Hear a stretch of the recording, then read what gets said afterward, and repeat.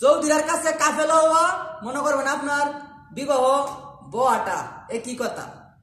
তো যারা প্রবাসে আসতে চান তাদের জন্য সতর্কবাণী একটা ভিডিও। তো কেনই কথা বললাম, তো অনেকেই প্রবাসে আসে এবং আমাকেও মানে মেসেজ করে বলে যে ভাই আমি তো না বুঝিয়া না শুনিয়া মনে কর ভাই কাফেল হয়ে গেছি সৌদির কাছে। কারণ সৌদির চরিত্র ও মানে তার চলাচরিত্র আমি জানি না, না বুঝিয়া মনে করবেন কাফেল হয়ে গেছি গা। এখন মনে করবেন আমার জীবন তেজপাতা। তো আমি বিশেষ করে আমার প্রবাসী ভাই যারা নতুন যারা আসতে চায় প্রবাসের মাটিতে, যারা সৌদি আরবে আছে তারা তো অবশ্যই জানে না, আর যারা নতুন আইছে সৌদি আরবে তারা তো আর জানে না। আর অবশ্যই মনে অনেকে আছে গিয়ে অনেকের সাথে বুঝে না।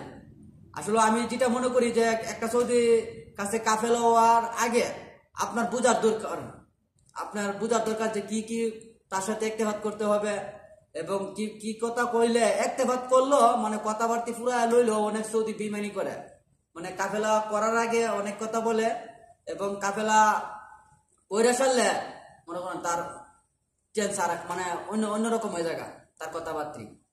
তো সব সৌদি এক লাগার না, মানে কিছু কিছু মানে সৌদিরা আছে মনে করবেন কাজের লোকের মনে করবেন কাফেলা কইরা মনে করবেন বিভিন্ন ধরনের হয়রানি করে।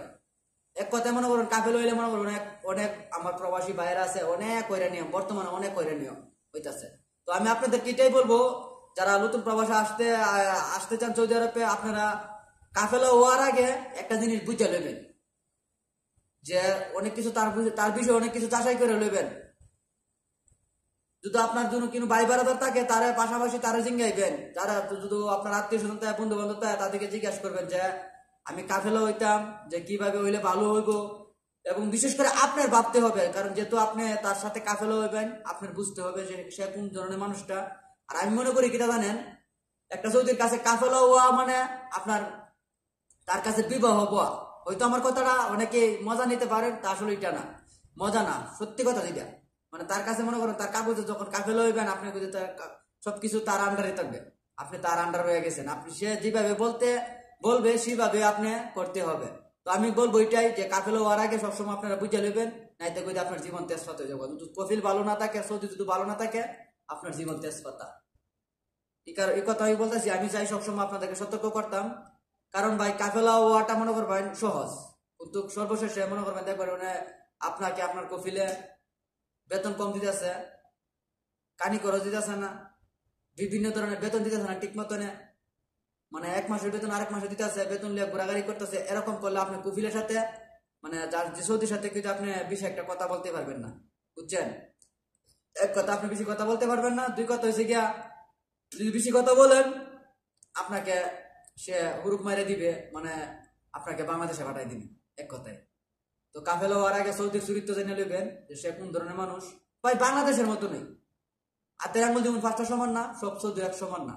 অনেক সৌদি ভালো আছে, অনেক সৌদি মনে করবেন খারাপও আছে, বুঝছেন? আমি সবার উদ্দেশ্যে বলি আপনারা কাফেলা হওয়ার আগে একদম বুঝে লইবেন, বুঝে শুনে কাফেলা হইবেন। বেতন ফুরাই লইবেন, কানি খরচ যদি দেয় কানি খরচ ফুরাই লইবেন, কত টাকা স্যালারি দিব, কখনো ডিউটি হবে, সবকিছু ফুরাই লইবেন। তাহলে আপনার জন্য ভালো হবে। সবাই ভালো থাকবেন, সুস্থ থাকবেন, আর সবসময় আমার জন্য দোয়া করবেন যেন আপনাদেরকে একটু সতর্ক বাণী ভিডিওগুলো দিতে পারি এবং বিভিন্ন ধরনের সমস্যা আপনাদের মধ্যে শেয়ার করতে পারি যেন। আসসালামু আলাইকুম ওয়া রাহমাতুল্লাহি ওয়া বারাকাতুহু।